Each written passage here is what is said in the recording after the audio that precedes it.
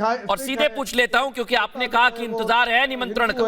समझ में नहीं आता है कहाँ। ठीक है लारी साहब, मैं अनिला जी को चर्चा में ले आता हूं। अनिला जी, इंतजार अभी भी है उन्हें निमंत्रण का, हालांकि आप लोग निमंत्रण नहीं दे रहे हैं, लेकिन फिर भी बता दीजिए, इंतजार है अभी अखिलेश यादव को? मेरी सबको राम राम। और अभी मैं सुन रही थी और लगातार सुन भी रही हूँ। पहले तो इन लोगों का वो ड्रामा था, अरे हमको निमंत्रण नहीं मिला, हमको निमंत्रण नहीं मिला, हमको तो नहीं बुला रहे हैं, ये हो क्या रहा है, केवल नरेंद्र मोदी जी सर्वे सर्वा बन रहे हैं। निमंत्रण पहुंच गया, ठीक है, अखिलेश यादव जी झूठ बोल रहे हैं, निमंत्रण वहां पे भी पहुंचा है। निमंत्रण पहुंच गया तो कुछ कह रहे हम तो नहीं आएंगे, हम तो नहीं आएंगे। हाँ, फूफा बने घूम रहे हैं। दूसरे जो हैं झूठ बोल रहे हैं, आने का नहीं आने का बहाना चाहिए। तो अरे हमारे पास तो कोई न्योता आया ही नहीं है। पर आप देखिए ईश्वर कैसे न्याय करता है। ईश्वर ऐसे न्याय करता है कि जिन लोगों की राक्षसी प्रवृत्ति है, रावण प्रेमी है, जिन्होंने रामलला मंदिर का निर्माण ना हो सके उसका भरकस प्रयास किया और कार सेवकों पर गोली चलाई, ऐसा राजनीतिक दल जिसके बड़े बड़े लीडर से लेके छोटे कार्यकर्ताओं ने गाली गोली खाई, जेल गए, डंडे खाए, इन्वेस्टिगेशन को फेस किया। आज आप देख लीजिए उसी के नाम से कितना थरथर कांप रहे हैं ये लोग कि अरे पूरा राष्ट्र जो है राम में कर दिया है। मोदी जी तो कर क्या रहे हैं। हाँ, कुछ समझ में नहीं आया कि मोदी जी जो हैं वो भारतीय जनता पार्टी की रैली कर। अरे मोदी विरोधी होते होते आप लोग राम विरोधी हो चुके हो। आप लोग नहीं समझ रहे हो। अनिला जी, मैं आपके पास आ रहा हूं। भारत से राम है। ये समाजवादी पार्टी को आपका जवाब था, लेकिन अब सिर्फ दो लोगों को फ्रेम में ले आइए। अभिषेक झा मेरे साथ जुड़ गए और प्रियंका भारती कुशवाहा। मैं इसलिए दो लोगों का जिक्र कर रहा हूं, दो लोगों को ले आइए, अभिषेक झा और प्रियंका भारती कुशवाहा को। और पहला मेरा सवाल प्रियंका भारती जी आपसे ही है, फ्रेम में ले आइए उन्हें। प्रियंका भारती जी, चंद्रशेखर जी हैं, मंत्री हैं, उन्होंने बयान दिया, उसका विरोध जेडीयू कर रही है, क्या कहेंगे आप लोग? देखिए, हमारा जो एक इंडिया अलायंस है वो कोई ऑटोक्रेसी तो है नहीं, पूरा का पूरा डेमोक्रेटिक प्रोसीजर है। और डेमोक्रेसी का अर्थ क्या होता है कि सभी लोगों की आजादी होती है बोलने की। मैं प्रियंका जी, आप जिस मोबाइल से बात कर रहे हैं उसका ऑडियो रिपीट हो रहा है, आप उसे म्यूट कर लें। मैं अभिषेक जी के पास जा रहा हूं, फिर मैं आपके पास आऊंगा वापस यही सवाल के साथ। लेकिन अभिषेक जी, हालांकि दो बातें उन्होंने कही कि डेमोक्रेटिक है, लोकतांत्रिक है। लोकतांत्रिक है तो सर एक्शन भी होना चाहिए। जेडीयू खुद कह रही है कि वो मानसिक रूप से विक्षिप्त हैं, बीमार है मानसिक रूप से।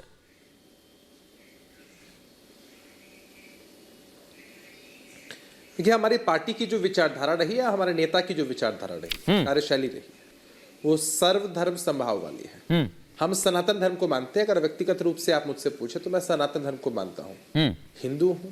लेकिन इसका यह मतलब नहीं होता है कि किसी अन्य धर्म के खिलाफ बोलूं या कोई ऐसी बात करूं जिससे द्वेष का वातावरण फैले। हमारा ऐसा मानना है कि संवैधानिक पद पर बैठे किसी भी व्यक्ति को नाप तोल कर बोलना चाहिए, नाप तोल कर बोलना चाहिए, नहीं कहना चाहिए जिससे किसी की भी धार्मिक भावना को ठेस पहुंचे। जी, लेकिन वो सरकार में है। धार्मिक भावनाओं को ठेस पहुंचाने का अधिकार किसी। बिल्कुल अभिषेक जी, हमारे आपके सहयोगी हैं, साथी हैं। प्रियंका जी कुछ कहना चाह रही हैं आपकी बात पे। प्रियंका जी बताइए। हाँ, क्योंकि आज दोनों पार्टियां जो सरकार में वो मेरे साथ बैठी हुई हैं। प्रियंका जी बताइए।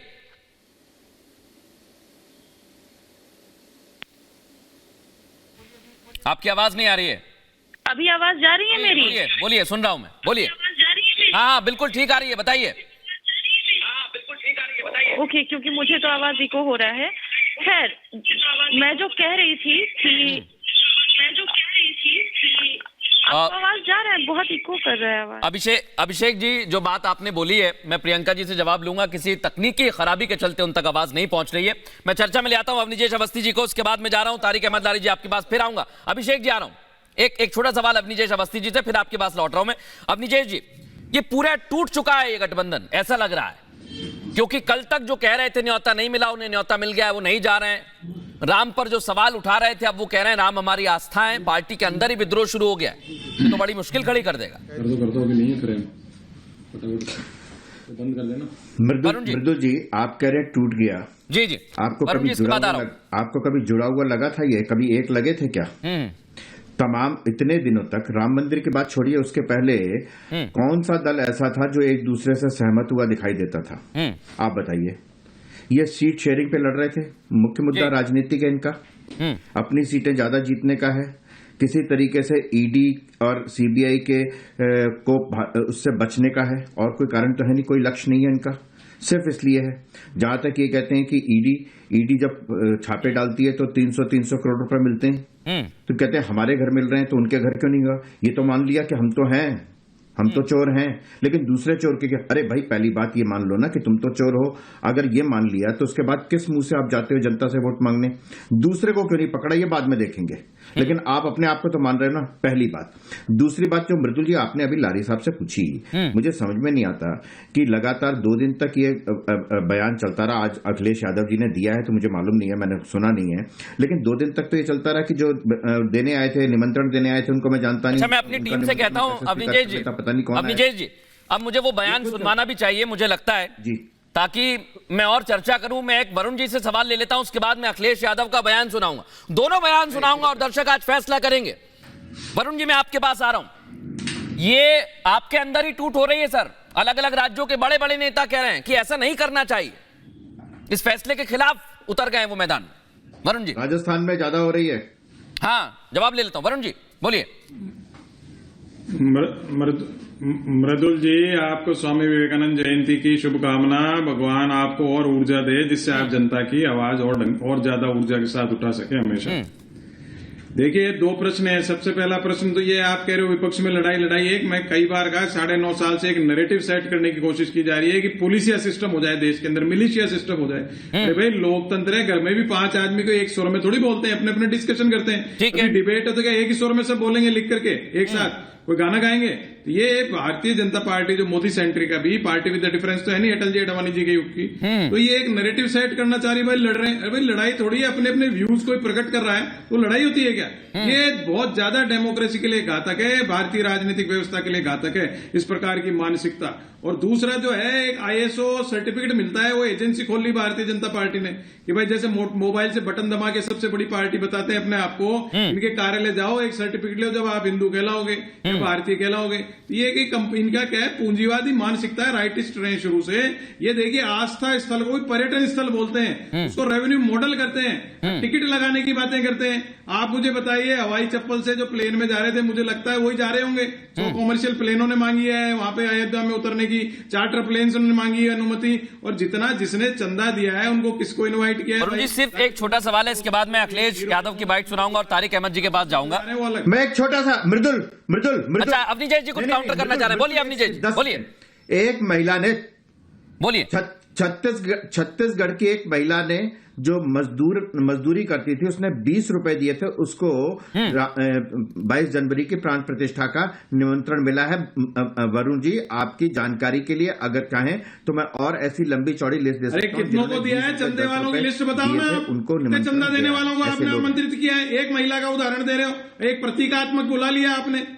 या जयपुर से नहीं मिला चंदा, राजस्थान से नहीं मिला चंदा, कितने लोगों को आमंत्रित कर रहे हैं? नहीं, ये सवाल जायज है, लेकिन वरुण जी एक मेरा सवाल था। अवनीश जी एक सेकंड में आपको रोक रहा हूं। वरुण जी एक मेरा सवाल है छोटा। आपने कहा कि डेमोक्रेसी है, सबको बोलने का अधिकार है, मैं आपकी बात को मान लेता हूं, लेकिन सिर्फ एक छोटी सी बात, 12 करोड़ लोग आ सकते हैं। मैं आ रहा हूं अवनीश जी, आ रहा हूं। बिल्कुल, बहुत लोगों को निमंत्रण गया है, उसकी लिस्ट भी मैं आपके पास आऊंगा, लेकिन वरुण जी सिर्फ एक छोटा सवाल है। जो नेता आज सवाल उठा रहे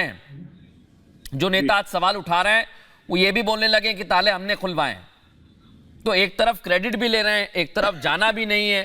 ये कैसी डेमोक्रेसी है?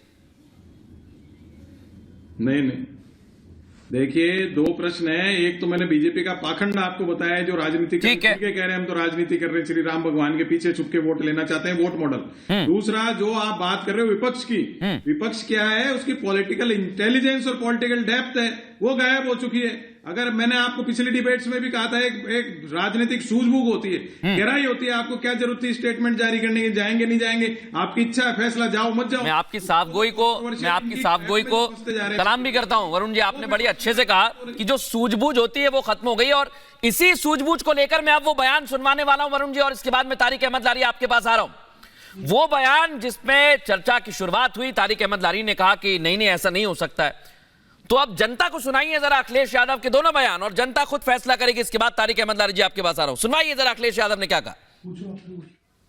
मैं नहीं जानता हूं, न मेरा कोई परिचय है, न मेरी उनसे कभी कोई मुलाकात हुई होगी।